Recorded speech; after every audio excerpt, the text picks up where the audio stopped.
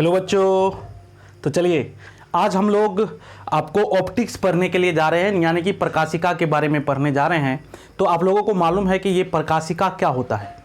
देखिए इसमें आपको नाम से ही सारा चीज़ क्लियर है कि प्रकाशिका, यानी कि इस चैप्टर में हम किस चीज़ के बारे में पढ़ेंगे, प्रकाश के बारे में पढ़ेंगे। तो प्रकाश के बारे में हम डिटेल में पढ़ते हैं और एक एक करके सारी बातों को समझने की कोशिश करते हैं। तो चलिए दोस्तों, तो प्रकाश होता क्या है ये हमें समझना सबसे पहले सबसे ज़्यादा जरूरी है कि ये प्रकाश होता क्या है। तो प्रकाश की जब बात होती है तो प्रकाश जो है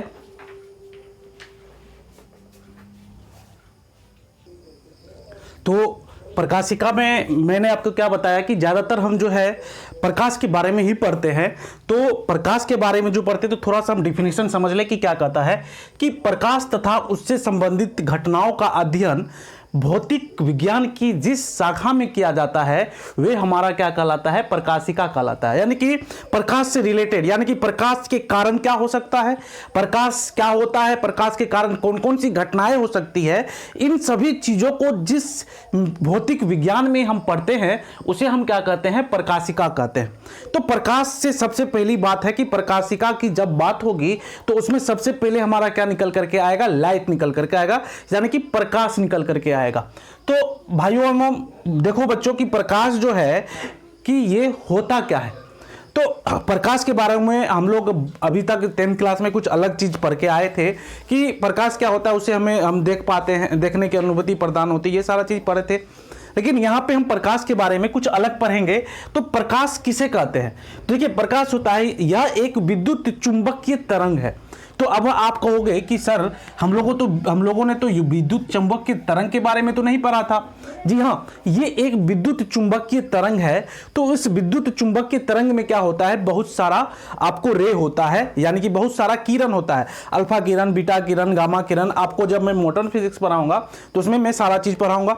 जैसा कि एक्सरे जब होता है तो आप लोगों को मालूम है कि एक्सरे समय में क्या होता है कि एक किरण निकलती है और वे हमारे हड्डी का क्या लेती है, एक फिगर जाकर के एक आपको प्लास्टिक ऐसा होता है उस पर वे पूरा का पूरा बना देती है। तो वे भी एक प्रकार का क्या है, वे भी एक प्रकार का किरण है, एक प्रकार का प्रकाश है। तो इससे यह निकल के आ रहा है कि प्रकाश हम किसे कहते हैं कि यह एक विद्युत चुंबकीय तरंग है। और जब विद्युत चुंबकीय तरंग मतलब कि यह एक इलेक्ट्रोमैग्नेटिक वेव है, ठीक है, यानी कि जिसके कारण हम देख सकते हैं।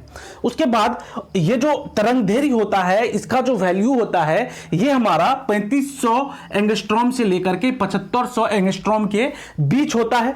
और आप लोगों को मालूम है कि जो प्रकाश होता है उस प्रकाश में 7 रंग होता है। ये आप बचपन से पढ़ते आए होंगे। तो वे सातों हमारा कौन कौन सा है, एक एक करके हम उसे डिस्कस करते हैं, ठीक है। तो चलिए, तो यहां से मैंने आपको क्या बताया कि जो प्रकाश होता है तो उसमें बहुत सारा रंग होता है, नहीं बहुत सारा नहीं, 7 रंग होता है। तो वे 7 रंग कौन कौन सा होता है हमारा, देखिए वे जो 7 रंग का जो मिश्रण होता है, यानी कि जो प्रकाश हमारी आती है सूर्य से, जो प्रकाश आती है, हमने क्या बोला कि प्रकाश, यानी कि प्रकाश मतलब लाइट। और लाइट क्या होती है, ये एक विद्युत चुंबकीय तरंग होती है। और इसका वैल्यू कितना होता है, मैंने आपको बताया कि इसका जो वैल्यू होता है, इस तरंग दैर्घ्य की जो वैल्यू होती है वे 3500 एंगस्ट्रॉम से लेकर के 7500 एंगस्ट्रॉम के बीच होती है, ठीक है दोस्तों। तो अब देखो एक बात, तो जो प्रकाश आती है, जो सूर्य से प्रकाश आती है या कहीं से जो प्रकाश आती है उसमें मेनली जो है 7 कलर होता है, जिसके कारण आप क्या देख सकते हैं, आप रेनबो देख सकते हैं। रेनबो करने का मतलब आप देखते होंगे कि जब बारिश का समय होता होगा तो क्या होता होगा कि कभी कभी आपको नजर आता होगा रेनबो। रेनबो मतलब कि जिसको आप सतरंगी भी बोलते हैं। तो ये 7 रंग हमारा मेनली उसमें लाइट में होता है और कभी कभी वे हमें दिखाई पड़ता है, ठीक है। तो आपको ये जो 7 रंग है, इस 7 रंग का जो मिश्रण होता है, यानी कि आपका red, orange, yellow, green, blue, Indigo और वायलेट का जो मिश्रण होता है, वे सभी आपको कलर मिल करके जो बनाता है श्वेत प्रकाश बनाता है, जो कि हम लोग देखते हैं। तो कह सकते हैं कि जो श्वेत प्रकाश होता है जो हम लोग देखते हैं वे जो है 7 रंगों का मिश्रण होता है। तो ये जो 7 रंगों का मिश्रण होता है तो ये श्वेत प्रकाश बनाता है। और सबसे कम जो तरंग दैर्घ्य होती है, यानी कि सबसे कम तरंग दैर्घ्य जो होता है वह किसका होता है, वायलेट का होता है। सबसे कम तरंग दैर्घ्य किसका होता है, वायलेट का होता है। और कितना होता है, 3500 एंगस्ट्रॉम। अब देखो एक चीज आपको समझने वाली बात यह भी है कि एक एंगस्ट्रॉम बराबर कितना होता है, तो आप ये याद रख लेना, आपके ऑब्जेक्टिव में पूछा जा सकता है। एक एंगस्ट्रॉम बराबर जो होता है 1 एंगस्ट्रॉम इक्वल टू क्या होता है 10⁻⁻10 मीटर। ठीक है, तो सबसे पहली बात, 2-3 बात हमने पढ़ा। सबसे पहली बात हमने क्या पढ़ा कि प्रकाश का क्या है, वह भौतिक विज्ञान है जिसमें हम प्रकाश के बारे में पढ़ते हैं। किसके बारे में पढ़ते हैं? प्रकाश से संबंधित घटनाओं के बारे में पढ़ते हैं। तो प्रकाश क्या है? तो प्रकाश एक प्रकार का विद्युत चुंबकीय तरंग है। तो विद्युत चुंबकीय तरंग कहने का मतलब यानी कि इसमें बहुत प्रकार की क्या होती है, इसमें बहुत प्रकार की वेव होती है। वेव कहने का मतलब एक्स वाई मतलब रे होती है, बहुत प्रकार की, एक्स रे, वाई रे, जेड रे, तो बहुत प्रकार का इससे मिलकर के ये बना होता है। तो उसमें क्या होती है वेव, मतलब उसमें तरंग होती है। तो वे जो तरंग होता है वे उसका जो वैल्यू होता है वे होता है 3500 एंगस्ट्रॉम से 7500 एंगस्ट्रॉम के बीच में। और जो हमारा श्वेत प्रकाश है जिसे हम देख सकते हैं वे इन 7 रंगों से मिल करके बना है। ये 7 रंग मैंने आपके सामने में लिख दिया है। इन सभी 7 रंग के मिश्रण से हमारा श्वेत प्रकाश बनता है, जिसके कारण हम देखते हैं और जो हमें दिखाई पड़ता है। ठीक है, और हम कह सकते हैं कि 1 एंगस्ट्रॉम इक्वल टू 10⁻⁻10 मीटर। अब चलिए आगे हम बात करते हैं कि जो प्रकाश होता है हमारा वे किस प्रकार से विचरण करता है, किस प्रकार से चलता है। आपको कोई यदि पूछे कि क्या प्रकाश जैसे है तो उसके चलने के लिए क्या कोई माध्यम है, तो हम कहेंगे कि उसका कोई माध्यम नहीं है, वे निर्वात है। कहने का मतलब कि प्रकाश जो चलती है कि जरूरी नहीं है कि प्रकाश जो है वे जो है मतलब कि पानी में ही चलेगा या जो है मतलब कोई सॉलिड में ही वे होगा। जैसे देखिए करंट में क्या होता है, करंट इलेक्ट्रोस्टैटिक्स आप लोग पढ़ के आए हैं, तो करंट क्या होता है, करंट में जो करंट होता है उसका जो प्रवाह होता है वे क्या होता है, करंट का जो प्रवाह होता है, धारा का जो प्रवाह होता है वे क्या होता है कि वे मतलब कि जो सुचालक होता है उसी में वे प्रवाहित होता है, लेकिन कुचालक में नहीं होता है। कुचालक कहने का मतलब आपका क्या हो गया, प्लास्टिक हो गया, आपका जो है लकड़ी हो गया। ये इन सब चीजों में जो धारा है वह प्रवाह नहीं करती है, लेकिन इसमें वैसी बात नहीं है। जो प्रकाश होती है वे प्रवाह करती है, यानी कि इसके लिए कोई माध्यम की जरूरत नहीं होती है। तो चलिए अब आगे पढ़ते हैं कुछ बातों को।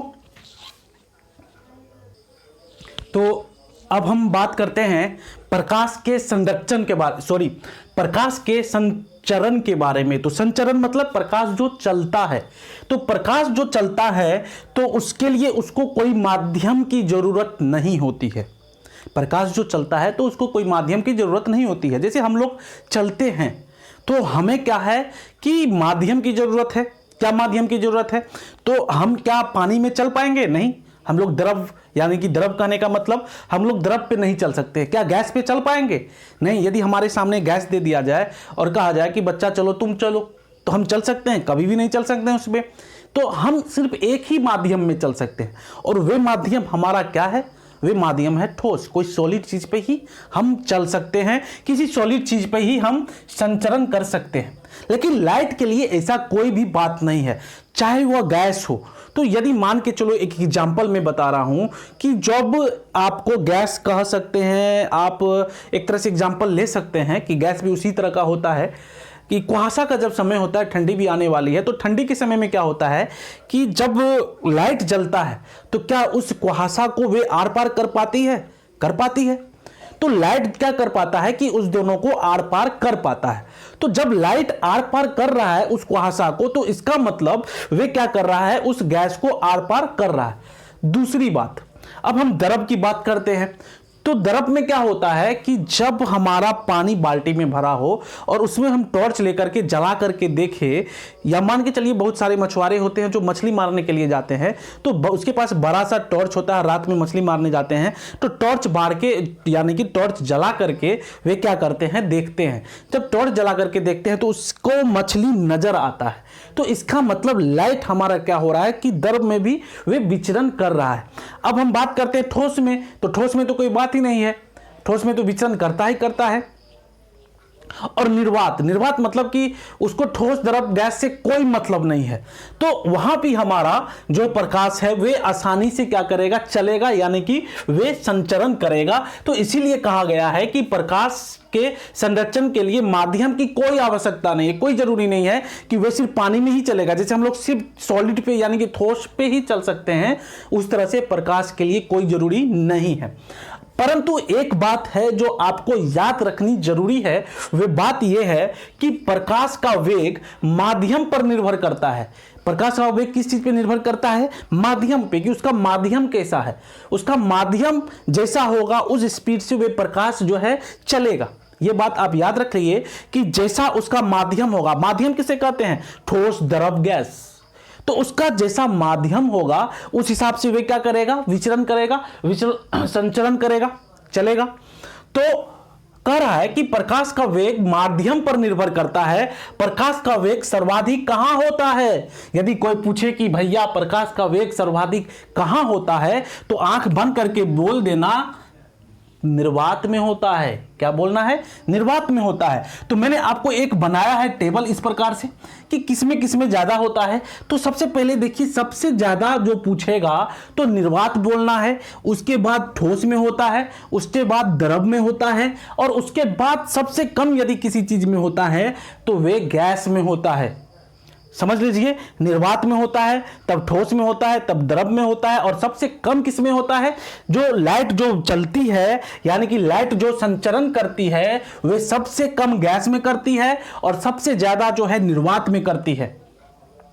यह बात तो हो गया कि प्रकाश को जो है मतलब कि माध्यम की आवश्यकता नहीं है, लेकिन वे निर्वात में सबसे ज्यादा विचलन यानी कि सबसे ज्यादा संचरण करती है। यह बात हो गया आपका। अब देखिए, सूर्य से पृथ्वी पर जो प्रकाश आती है, सूर्य से पृथ्वी पर जो प्रकाश आती है वे कितने स्पीड से आती है, तो उसको आने में समय कितना लगता है, यह चीज भी जानना आपको बहुत जरूरी है। तो देखिए, सूर्य से पृथ्वी के बीच में जो प्रकाश आती है यानी कि जो निर्वात में होता है, निर्वात करने का मतलब कुहासा वहासा नहीं लगा रहा था तब की बात कर रहा हूं। कुहासा के समय में क्या होता है कि उसे जो है वे जो कुहासा होता है वे उसके रोशनी को ढक लेता है, ठीक है। तो जब निर्वात करने का मतलब ना तो सॉलिड होगा उसके बीच में, ना द्रव होगा, ना गैस होगा, वे निर्वात होगा, ठीक है, जैसा गर्मी मौसम में रहता है। तो सूर्य से पृथ्वी के बीच में जो सूर्य का रोशनी होता है उसे आने में 8 मिनट 24 सेकंड लग जाता है। कितना टाइम लगता है, 8 मिनट 24 सेकंड लगता है। और इसकी दूरी समझ लो कितनी है, ठीक है। इसकी जो दूरी है, ये जो लाइट आता है 8 मिनट 24 सेकेंड में, और ये कितने स्पीड से आता है, तो ये जो स्पीड से आता है 3 × 10⁸ मीटर पर सेकेंड। ये देखिए, आपको देखने में छोटा लग रहा होगा, लेकिन जब आप इसको कैलकुलेट करोगे तो 3 × 10⁸ यानी कि 8 0, 1 2 3 4 5 6 7 8 मीटर पर सेकेंड। तो इसको कहेंगे इकाई, दहाई, सैकड़ा, हजार, 10,000, लाख, 10 लाख, करोड़, 10 करोड़। 3 × 10 करोड़ मीटर पर सेकेंड। और इसको यदि हम पूरा लिखे तो ये लिखाएगा 3 लाख, ठीक है, 3 लाख पर सेकेंड, ठीक है। ये हो जाएगा आपका 3 लाख, सॉरी 1 मिनट, ये जो है मीटर पर सेकेंड है। अब देखिए, इस मीटर को हम यदि किलोमीटर में चेंज करें तो हमारा ये क्या हो जाएगा, तो किलोमीटर में चेंज करेंगे तो 1 2 3 4 5 किलोमीटर पर सेकेंड, किलोमीटर पर सेकेंड।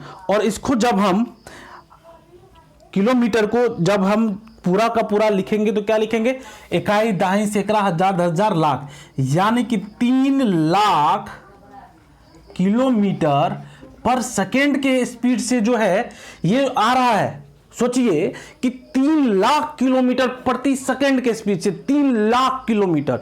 हम लोग जो बाइक चलाते हैं तो 80 रहता है, 60 रहता है हम लोगों का मैक्सिमम स्पीड। बहुत जो लुच्चे लफंगे होते हैं तो 100 पे पहुंचा देते हैं अपने बाइक के स्पीड को। तो 100 जब रहता है तो लगता है कि कितना स्पीड है। अब सोचो कि 3 लाख किलोमीटर पर सेकेंड के स्पीड से सूर्य से लाइट यानी कि प्रकाश आती है हमारे अर्थ पे, तब भी टाइम लग जाता है 8 मिनट 24 सेकेंड। तो आप कह सकते हो कि पृथ्वी से सूर्य की दूरी कितनी ज्यादा है। यदि मान के चलो यदि इतनी ज्यादा है तब हमें गर्मी मौसम में इतना ज्यादा गर्म लगता है, और जब ये और इसके आधे दूरी पे होता तब क्या होता, हम लोग इस पृथ्वी पे नहीं रहते, शायद जल भी गए हो रहते। तो चलिए ये सब फालतू बातें हैं। मैंने आपको सारा बात बता दिया। आपको इसमें याद क्या रखना है, आपको सबसे पहली बात ये याद रखना है कि आपका जो ये याद रखना है कि सबसे ज्यादा प्रकाश का जो है संचरण किसमें करता है, निर्वात में, सबसे कम गैस में, और इसका ये आप याद रखिएगा। उसके बाद दूसरा चीज आपको क्या याद रखना है, प्रकाश का जो वेग होता है 3 × 10⁸ मीटर पर सेकेंड। उसके बाद तीसरा चीज आपको क्या याद रखना है, 8 मिनट 24 सेकेंड में सूर्य से अर्थ पे जो है रोशनी पहुंचती है। तो ये आपका सारा चीज हो गया। अब आगे चलते हैं और सभी बातों के बारे में। तो अब हम शुरू करते हैं प्रकाश।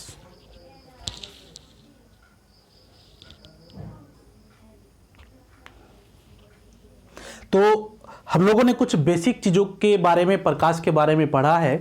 अब हम लोग प्रकाशिका के बारे में डिटेल में पढ़ते हैं, थोड़ा सा अब अंदर आते हैं चैप्टर के, ठीक है ना। तो 1-2 पन्ना हमारा निकल चुका है, अब कुछ अंदर एंट्री करते हैं। तो अब जब अंदर एंट्री किए हैं तो तैरना भी अच्छा से पड़ेगा। तो चलो अच्छे से तैरते हैं अब। तो प्रकाशिका, तो ये जो प्रकाशिका है, ये जो ऑप्टिक्स है, इसको 2 भागों में बांटा गया है जो आप लोगों को पढ़ना है, आपके सिलेबस में है। पहला आपका है किरण प्रकाशिका, पहला आपका है किरण प्रकाशिका और दूसरा आपका है तरंग प्रकाशिका। तो हमें सबसे पहले किरण प्रकाशिका के बारे में पढ़ना है। तो आज हम लोग किरण प्रकाशिका के बारे में थोड़ा बहुत समझेंगे। तो किरण प्रकाशिकी के बारे में थोड़ा बहुत अच्छे से समझेंगे और फिर अगले क्लास में और डिटेल में समझेंगे। तो सबसे पहले किरण प्रकाशिकी है क्या, ये जो किरण प्रकाशिकी है ये है क्या। तो देखिए, प्रकाश सीधी रेखा में गमन करता है। आपको मालूम है कि प्रकाश जब भी गमन करता है तो उसकी जो डायरेक्शन होती है वह क्या होती है, सीधी होती है। ये आपको मालूम होना चाहिए। देखिए एक एग्जांपल मैं बता रहा हूं कि आप लोग लेजर टॉर्च के बारे में सुने होंगे या टॉर्च के बारे में सुने होंगे।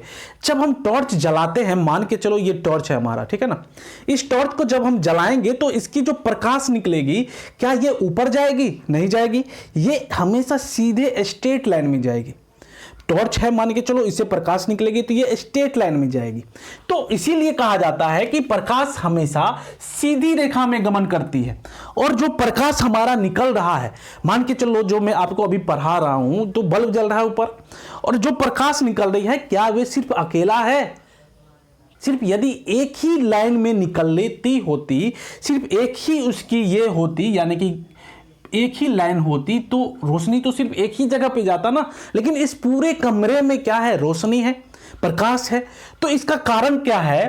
तो किरण प्रकाशिकी में प्रकाश सीधी रेखा में गमन करती है। ये बात तो हम जानते हैं कि सीखते हैं, यानी कि समझ लिए हैं कि प्रकाश सीधी रेखा में गमन करती है। लेकिन आगे की बात है कि प्रकाश के सरल रेखीय पथ को किरण कहते हैं और किरण के समूह को किरण पुंज कहते हैं। यानी कि ये जो है प्रकाश की सीधी जो रेखा है, इसको हम क्या कहते हैं? इसको हम किरण कहते हैं। और दूसरी बात, इसके समूह को, ये तो एक है ना, यहां पे मान के चलो हम 3-4 बना दे, 5-6 बना दे, जो कि जब भी प्रकाश निकलती है तो सिर्फ एक तो किरण नहीं निकलती है, उसमें से बहुत सारा निकलता है। तो इसके समूह को हम क्या कहते हैं भाइयों? तो इसके समूह को हम कहते हैं किरण पुंज। याद रखिएगा, यानी कि किरण के समूह को किरण पुंज कहते हैं। और पहली बात, किरण प्रकाशिकी, यानी कि प्रकाश सीधी रेखा में गमन करता है। ये बात पहली बात, प्रकाश सीधी रेखा में गमन करता है। दूसरी बात, प्रकाश सरल रेखीय पथ को किरण कहते हैं, यानी कि जो प्रकाश निकल रही है इसके जो सीधा जो ये पथ है, इसी पथ को हम क्या कहते हैं? किरण कहते हैं। जी हाँ दोस्तों, इसी को हम किरण कहते हैं और इसको हम क्या कहते हैं? इसको हम किरण पुंज कहते हैं। इसको क्या कहते हैं? किरण पुंज कहते हैं। ये आपका हो गया, आपको समझ में आ गया होगा। चलिए अब आगे चलते हैं। तो अब जो प्रकाश होता है हमारा, तो प्रकाश जो होता है उसमें क्या होता है कि मान करके चलिए, एक एग्जांपल मैं आपको बता रहा हूं कि लाइट जो आती है, तो लाइट इस पे आ रही है और टकरा करके फिर हमारे आंखों पे जा रही है। तो जिसके कारण हम क्या कर रहे हैं कि इस बोर्ड के सरफेस को देख पा रहे हैं। तो प्रकाश जब निकल के आती है तो कुछ घटनाएं घटती है, तो इसी के बारे में हम आगे पढ़ते हैं। आपको एक क्वेश्चन मार्क दे करके मैं आपको बताता हूं कि क्या क्या घटना होती है। तो चलते हैं आगे। तो चलिए अब एक क्वेश्चन करते हैं, और बहुत ही इंटरेस्टिंग क्वेश्चन है, जो आपके मन में हो रहा होगा कि प्रकाश तो आता है, प्रकाश चलिए आता है एक माध्यम से दूसरे माध्यम में जाता होगा, जिसके कारण हम देख पाते होंगे, ये सारी घटनाएं घटती रहती है। तो एक क्वेश्चन ये है, आपके माइंड में आया होगा, या आप सोचिए कि क्या हो सकता है कि क्या होता है जब प्रकाश एक माध्यम से दूसरे माध्यम में प्रवेश करता है। तो मान करके चलिए क्या होता है इसको हम देखेंगे। एक हमारा माध्यम क्या है, 1 है, और दूसरा हमारा माध्यम जो है, ये माध्यम कौन है, माध्यम 2 है। तो हमारे पास 2 माध्यम है, एक माध्यम 1 है और एक दूसरा माध्यम क्या है, 2 है। तो 2 माध्यम हम लेकर के चलते हैं। तो कह रहा है कि एक माध्यम से दूसरे माध्यम में जाएगा तो क्या क्या हो सकता है। तो हो सकता है कि जब हम लाइट भेजे, इस प्रकार से प्रकाश भेजे, तो ये जो सतह है वे पूरा का पूरा कैसा होगा, पूरा का पूरा मतलब कि मान के चलो पूरा का पूरा जो है आपको एक तरह से पूरा का पूरा लाइट को रिफ्लेक्ट कर देगा। यानी कि जैसा हमारे ऐना में होता है, ऐनक में होता है, तो किरण जाएगी और उसको रिफ्लेक्ट कर देगी। एक बार ये हो सकता है। दूसरी घटना क्या हो सकती है, दूसरा घटना होगा कि प्रकाश जाएगा और पूरा का पूरा उस सतह, वे जो सतह होगा वे एब्जॉर्ब कर लेगा। जैसे जो रूम होता है, जो आपका कुछ ऐसा रूम होता है, उसमें क्या होता है कि जब लाइट जलती है तो आपको लगेगा, आप अनुभव किए होंगे कि कभी कभी लाइट जो है आपको कम नजर आता होगा, और उसी रूम में आप व्हाइट कलर का जब पेंट कर दोगे तो आपको क्या लगेगा कि उस रूम में लाइट बहुत ज्यादा है। यानी कि कुछ ऐसा कलर होता है, जो रंग होती है, जो लाइट को एब्जॉर्ब कर लेती है। तो मैं एक एग्जांपल बता रहा हूं, या मान करके चलिए कुछ घर हो, आपका नया घर हो, और उस घर में आप चूना वरवना जो है, जो भी पॉलिस्टर जो भी कहते हैं आप लोग, वे यदि नहीं करवाते हैं तो आपको रोशनी थोड़ा उस रूम में कम लगेगा यदि बल्ब जल रहा होगा। क्यों? क्योंकि जो लाइट आ रही है तो उसका जो सतह है, ये जो दीवार है, मान करके चलो ये जो दीवार है ये एब्जॉर्ब कर रहा है, उस लाइट को एब्जॉर्ब कर रहा है। तो उस सतह पे क्या होगा, कुछ ना कुछ सतह पे लाइट को क्या किया जाएगा, यानी कि प्रकाश को एब्जॉर्ब कर लिया जाएगा।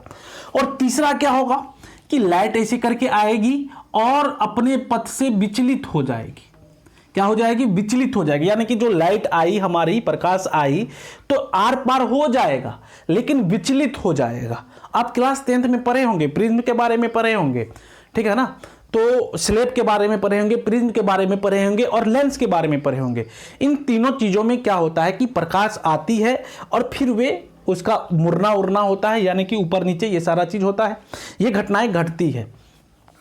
तो उसी प्रकार से क्या है कि आपकी जब प्रकाश आएगी तो एक बार जाएगी और फिर पुनः वापस आ जाएगी। दूसरा क्या होगा कि जो सतह हमारा होगा, ये जो हमारा सतह है ये एब्जॉर्ब कर लेगी। तीसरा क्या होगा, जाएगी और जा करके फिर ये थोड़ा सा मुड़ जाएगी, दूसरे माध्यम में भी चले जाएगी। तो इसको हम एक एक करके तीनों को कुछ ना कुछ नाम दिए हैं, और तीनों को क्या नाम दिए हैं अच्छे से समझते हैं। चलिए, तो अब जो है मैंने आपको बताया तीनों चीज़ों के बारे में। तो सबसे पहला मैंने आपको क्या बताया था कि प्रकाश आती है और रिफ्लेक्ट होकर के वापस चली जाती है, यानी कि प्रकाश पुनः उसी माध्यम में लौट आता है। माध्यम 1 में आया और माध्यम 1 में लौट गया, तो इसको हम क्या कहेंगे, इसको हम परावर्तन कहेंगे। क्या कहेंगे, परावर्तन कहेंगे। दूसरी बात, प्रकाश दूसरे माध्यम में प्रवेश कर जाता है तथा अपने पथ से विचलित हो जाता है। प्रकाश तो आ रही है, पहले माध्यम से दूसरे में ये क्या कर गई, इंटर तो कर गई, लेकिन अपने पथ से क्या हो गया, थोड़ा सा चेंज हो गया। तो ये हमारा दूसरा जो होता है, इसको हम क्या कहते हैं, ये आपको आगे पढ़ाया जाएगा इसके बारे में भी। और तीसरा होता है आपका पृथ्वीकारी पृष्ठ, यानी कि ये सतह पूरा का पूरा प्रकाश क्या करेगा, अवशोषण कर लेगा। यानी कि पृथ्वीकारी पृष्ठ पर प्रकाश का क्या हो जाता है, अवशोषण हो जाता है। तो उसे हम क्या कहते हैं, उसे हम पृथ्वीकारी पृष्ठ कहते हैं। और ये यानी कि क्या कर रहा है, प्रकाश का अवशोषण कर रहा है। तो हम कहेंगे कि वह पृथ्वीकारी पृष्ठ है, वे प्रकाश को अवशोषण कर रहा है, यानी कि अपने और कुछ एब्जॉर्ब कर रहा है। तो ये हमारा तो हो गया, मतलब कि प्रकाशिका के बारे में कुछ सब सारे चीजों को मैंने एक एक करके आपको बता दिया। अब प्रकाश के परावर्तन के बारे में पढ़ते हैं, एक एक करके सारी चीजों को पढ़ेंगे। तो सबसे पहले हमारा जो प्रकाश जा रहा है और फिर पुनः रिटर्न हो रहा है, तो इसके बारे में हम पढ़ेंगे। तो वे क्या कहलाता है, हमारा प्रकाश का परावर्तन। तो चलिए हम शुरू करते हैं प्रकाश के परावर्तन के बारे में कि प्रकाश का परावर्तन हमारा क्या होता है।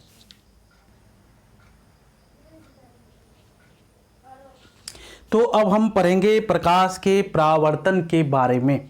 तो देखिए प्रकाश के परावर्तन में क्या होता है, मान करके चलिए कोई हमारा सतह है, थोड़ा सा नीचे 1 मिनट, कोई हमारा क्या है, एक सतह है, मान के चलो कोई एक सतह है।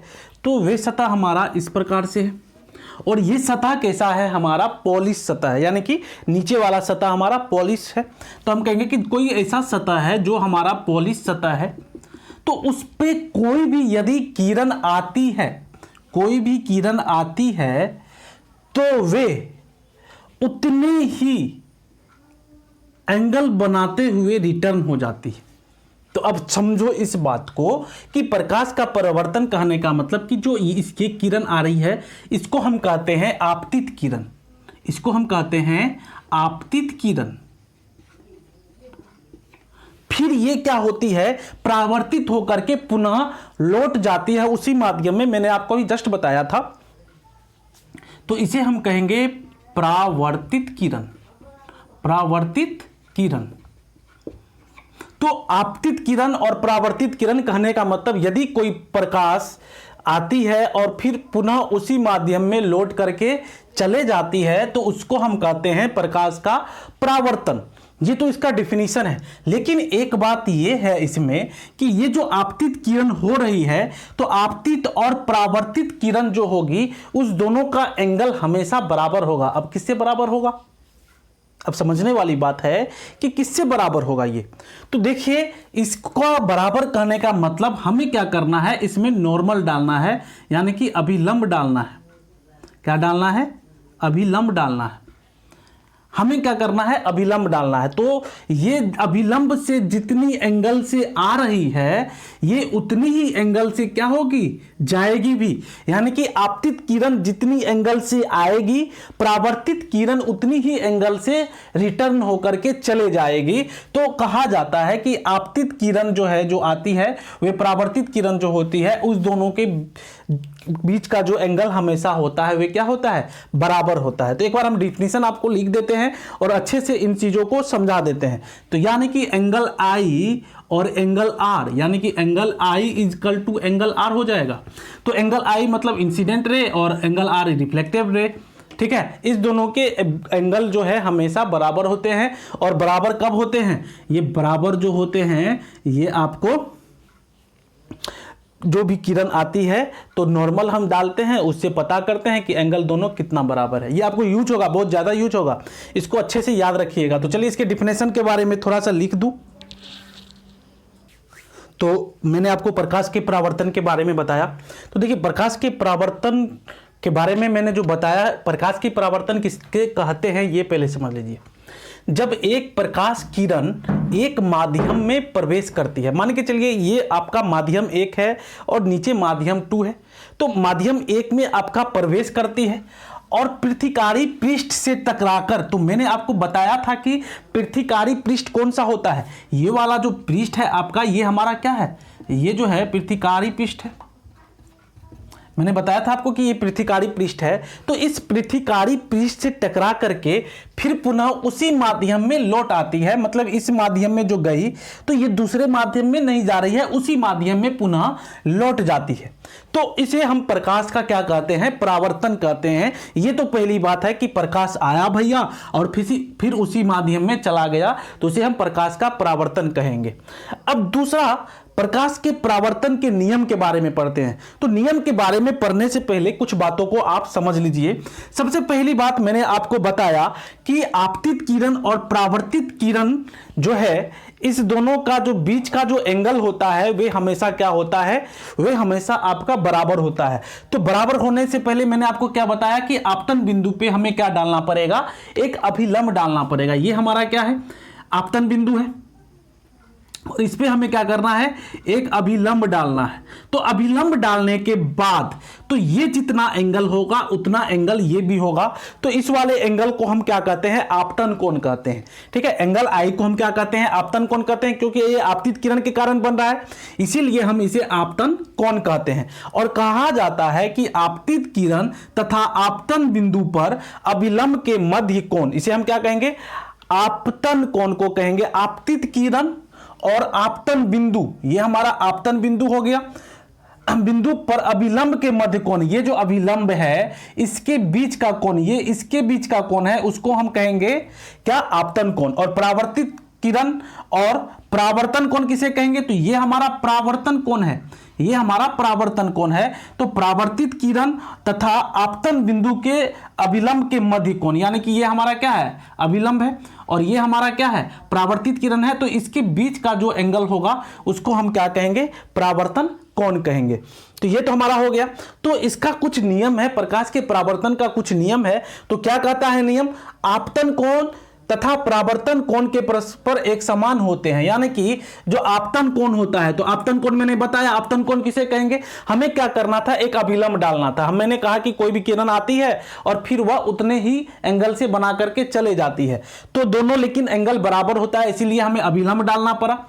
तो आपतन कोण तथा परावर्तन कोण, यानी कि ये जो कोण है हमारा आपतन कोण और ये जो हमारा है परावर्तन कोण, ये परस्पर हमेशा एक समान होगा। यानी कि angle i equal to angle r होता है हमेशा, ये बात याद रख लीजिए।